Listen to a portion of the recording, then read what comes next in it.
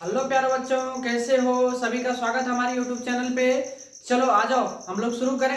ज़्यादा बात करने से बेहतर है कि हम लोग क्या करें, क्लास स्टार्ट कर ले, है कि नहीं। समय कम है, एग्जाम आगे हैं, तो हम लोग को मेहनत करनी पड़ेगी। अगर हम मेहनत कर रहे हैं तो आप भी करिए हमारे साथ। चलिए स्टार्ट करते हैं, ठीक है। देखो बाबू, पहला क्वेश्चन आपका क्या कर रहा है? पहला क्वेश्चन कर रहा है जो बिंदु, देखिए एक एक क्वेश्चन हम बताएंगे। बिंदु -12 -18 के भुज एवं कोटि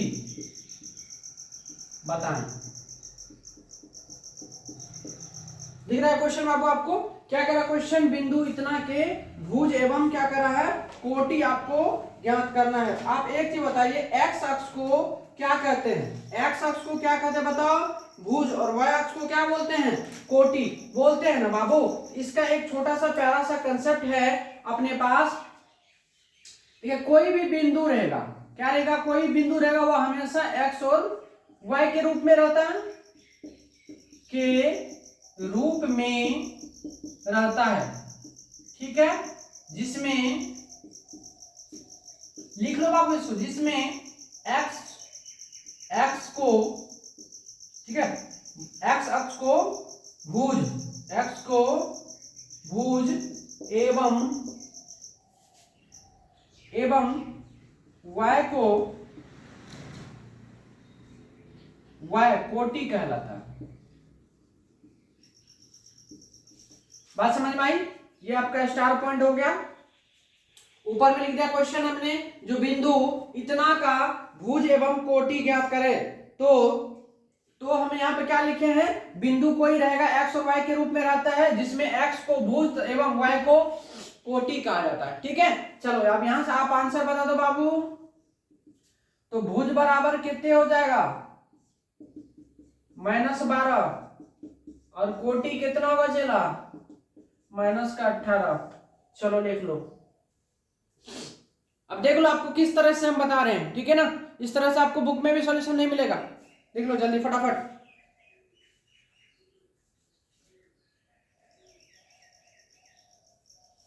चलो मिटा दूं, आ जाओ।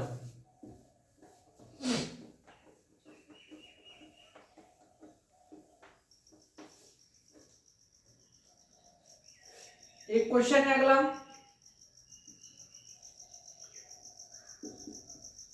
यदि थीटा बराबर 90 डिग्री हो, 90 डिग्री, तो sine theta minus cos theta का मान ज्ञात करें।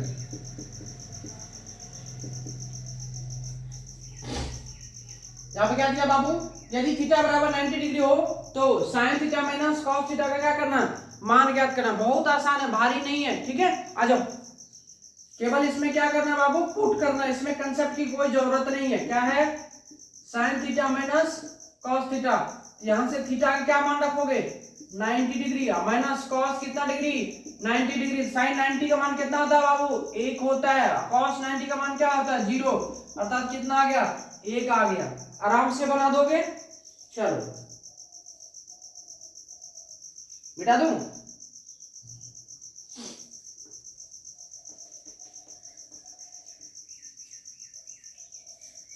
चलो एक प्यारा क्वेश्चन है, देखना। क्वेश्चन कर रहा है, यदि एक वृत्त का क्षेत्रफल 154 वर्ग सेंटीमीटर है, तो परिधि बताएं। देखिए आपको क्वेश्चन बाबू, क्वेश्चन क्या कहता है? यदि एक वृत्त का क्षेत्रफल 154 वर्ग सेंटीमीटर है, तो इसकी क्या करना है? परिधि ज्ञात करना। क्या करना है? परिधि ज्ञात करना। तो परिधि आप कैसे ज्ञात करोगे बाबू?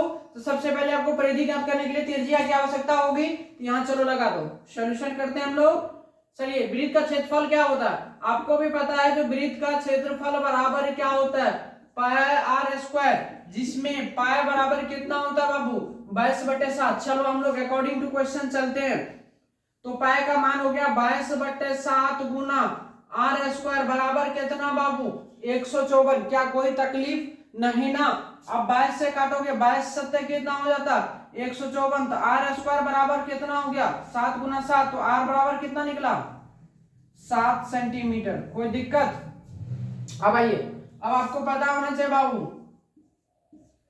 जो वृत्त की परिधि होती है, वृत्त की परिधि बराबर क्या होता है 2 पाई आर होता है। यहां से 2 और पाई का मान आपको भी पता है बाबू, बाई 7 होता है, और आर का मान कितना निकला है 7 निकला है। क्या कोई दिक्कत? यहां से 7 खत्म हो गया, बाई गुना कितना हो गया 44 सेंटीमीटर। यही आपसे क्वेश्चन क्या कर रहा था, पूछ रहा था। तो इस टाइप के क्वेश्चंस को आप आराम से बना सकते हैं, ठीक है। ये 2 नंबर में भी पूछ सकते हैं और 1 नंबर में भी आपसे क्वेश्चन पूछा जा सकता है इस टाइप के क्वेश्चंस को, ठीक है। चलिए मिटा दूं।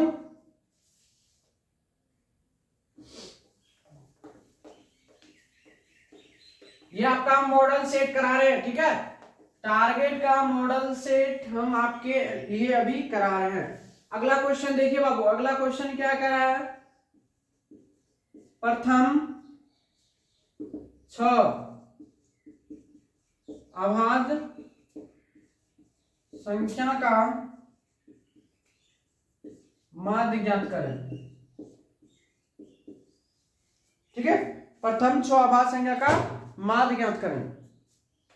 अब यहां बात आती है, जो अभाज्य संख्या क्या होती है, क्या कोई बता सकते हैं क्या होता है? तो अभाज्य संख्या क्या होता है?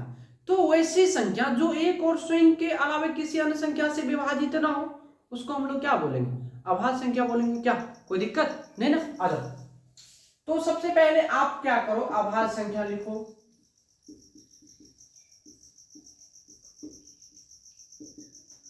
जब आप अभाज्य संख्या लिखोगे तो पहला क्या होगा 2 3 5 7 11 और 13। 1 2 3 4 5 6 आवाज हो गया। अब इसका क्या करना है, माध्य। हमने नेक्स्ट वीडियो में बता दिया माध्य बराबर क्या होता है, सभी प्रेक्षणों का योग करिए। तो 2 + 3 + 5 + 7 + 11 + 13 बटे क्या करना है 6। अब इसको जोड़िएगा, देखिए 2 3 5 5 10 7 17 17 3 20 10 30 10 40, एक कितना हो गया 41। 41 बटे क्या करना 6 करना। अब काटिएगा तो यह नहीं होगा, तो 6 के 36, 5 बटे कितना हो जाएगा 6। यही आपका क्या हो जाएगा आंसर, ठीक है। और एक चीज मान के चलिए, इसी का अगर आपसे पूछ ले क्वेश्चंस में, जो माध्य ज्ञात करना, क्या करना है,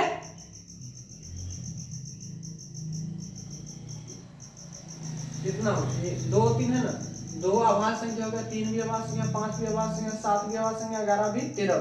जोड़िए तो 2 3 5 5 10 7 17 1 18 18 10 28 2 30 10 40 1 41। ठीक तो है, ठीक है। चलिए आप इस तरह से क्या कर सकते हैं, इसका माध्य निकाल सकते हैं, ठीक है। माध्य का रहेगा तो फिर इसका अलग कंसेप्ट हो जाएगा, बता दो। चलिए वो भी आएगा तो वो भी बताएंगे अभी, ठीक है। आगे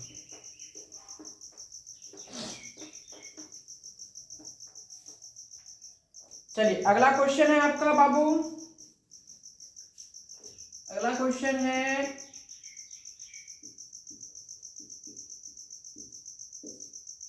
समांतर श्रेणी 0 -4 -8 -12 डॉट डॉट।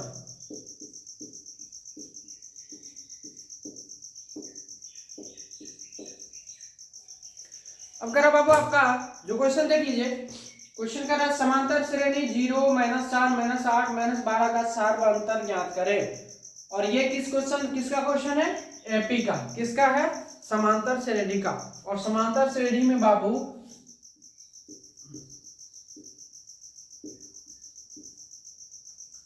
सार अंतर इसको बोलते हैं डी।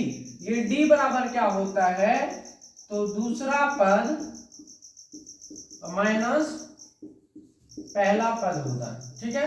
अब यहाँ पे दूसरा पद कितना बाबू -4, इसमें से करना 0, अर्थात ये -4 हो गया। यही आपका क्या हो गया आंसर हो गया। तो इस टाइप के क्वेश्चंस में कोई दम नहीं है, ठीक है। अब अच्छा एक और प्यारा सा क्वेश्चन देखिएगा, बहुपद Y square minus 6y plus 8 का अधिकतम घात होगा।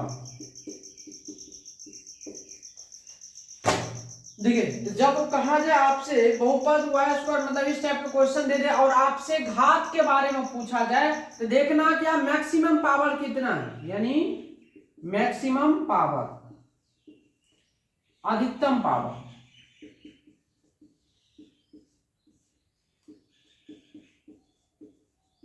अधिकतम पावर कितना है, यहाँ पे 2 है, यही आपका 2 क्या हो जाएगा, आंसर हो जाएगा। ठीक है, इस टाइप के क्वेश्चंस को बनाने में घबराना नहीं है। ठीक है मेरे प्यारे बच्चों, आ रही बात समझ में, मजे में पढ़ रहे हो ना। चलो मिटा दो।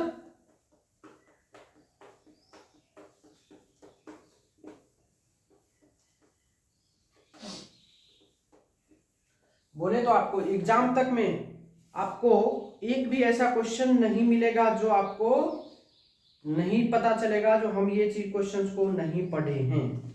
ठीक है, अगला क्वेश्चन देखिए, बहुत प्यारा क्वेश्चन है। अगला क्वेश्चन क्या रहता है,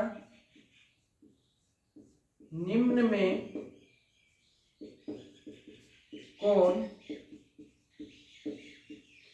परिमेय संख्या है। निम्न में कौन परिमेय संख्या है, पहला है √3, दूसरा है बाबू 2√2/√2, तीसरा है 4 + √5 और चौथा है √10। ये क्वेश्चन है, आप खुद भी बना सकते हो, एक बार चेक कर लो।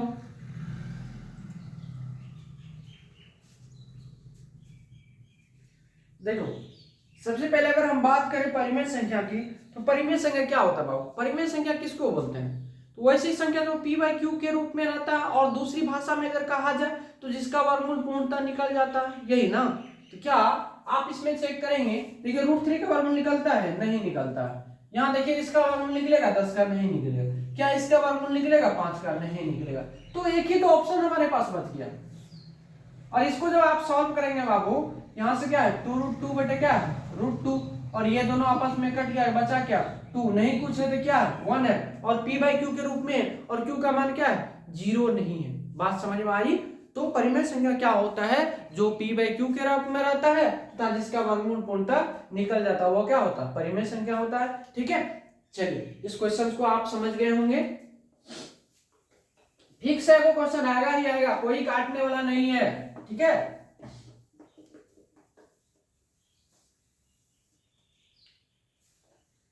चलिए एक बहुत प्यारा सा क्वेश्चन आपके सामने आ रहा है।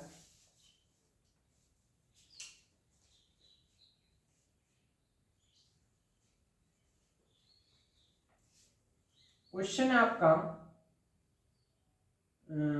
सबसे पहले एक क्वेश्चन ये कर लेते, x² - 5x + 4 = 0 का विविक्तर ज्ञात करें।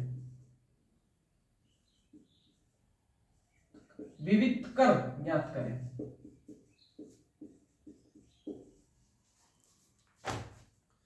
क्वेश्चन देखिएगा, क्वेश्चन कह रहा है x² - 5x + 4 = 0 का क्या करना है, विविक्तर ज्ञात करना है। इसको कैसे करते हैं, सबसे पहले इसमें देखिए a बराबर कितना बाबू 1 है, नहीं कुछ है, तो b बराबर कितना -5 और c बराबर कितना 4 है, ये लिख लिए। और विविक्तर को हम लोग d से सूचित करते हैं, और d बराबर क्या होता है बाबू b² - 4ac। आपने भी पढ़ा होगा d बराबर क्या होता है b² - 4ac।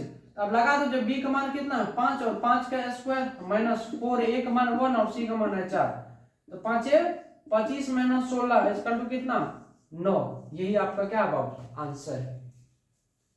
बात समझ में आई। चलो और नोट कर लो।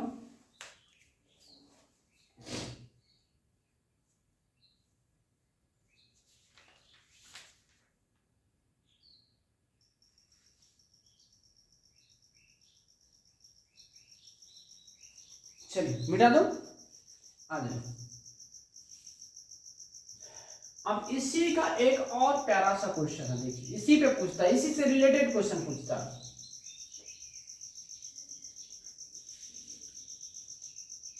क्वेश्चन क्या बाबू, क्वेश्चन आपका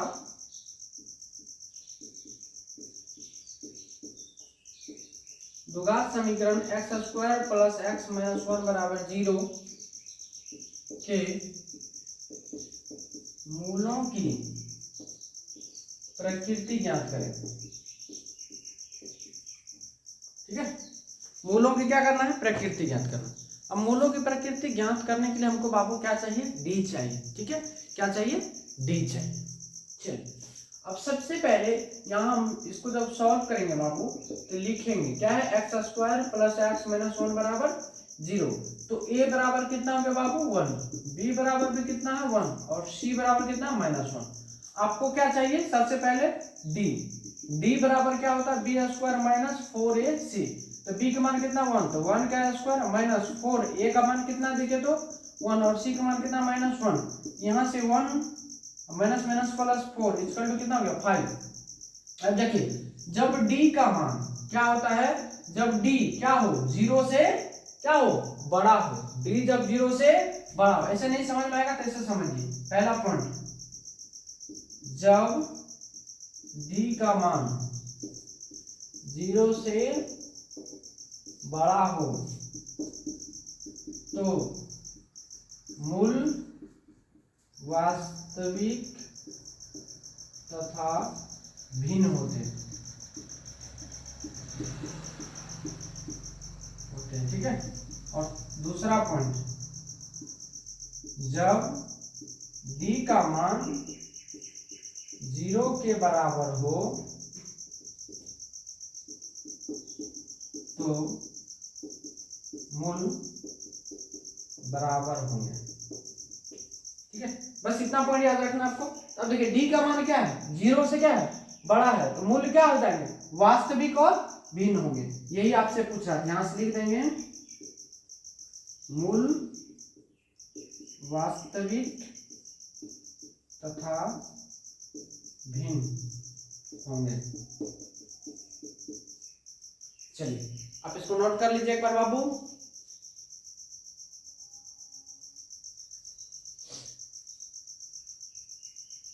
चलो मिटा दो।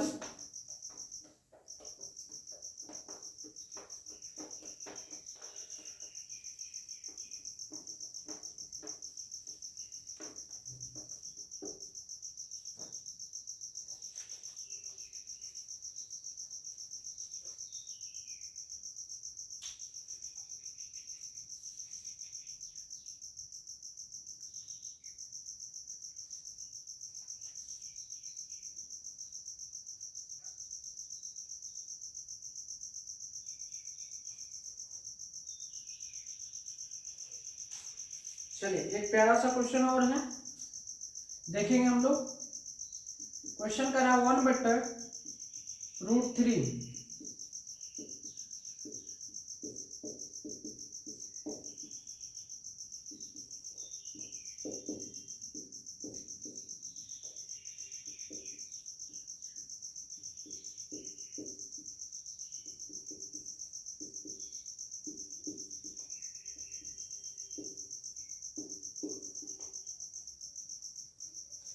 देखिए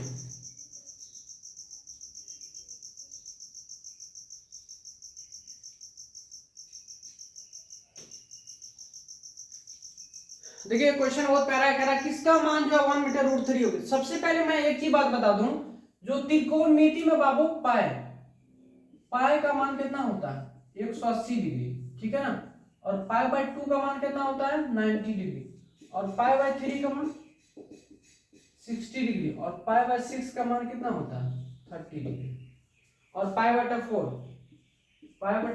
मान कितना होता है 45 डिग्री। बस इतना बात याद रखना आपको, है कि नहीं।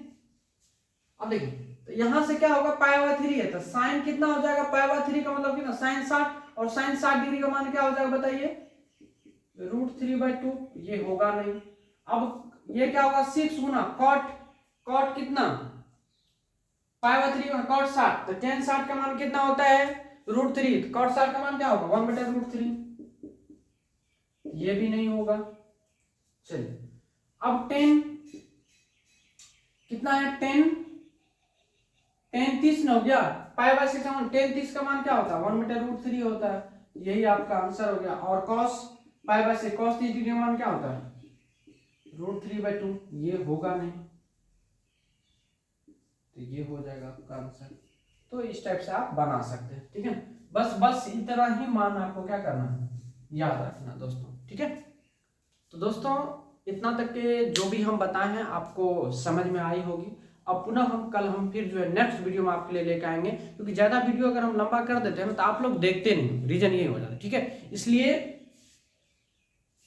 कम समय में अधिक क्वेश्चन हम कराते हैं, ठीक है। तो आज के लिए धन्यवाद।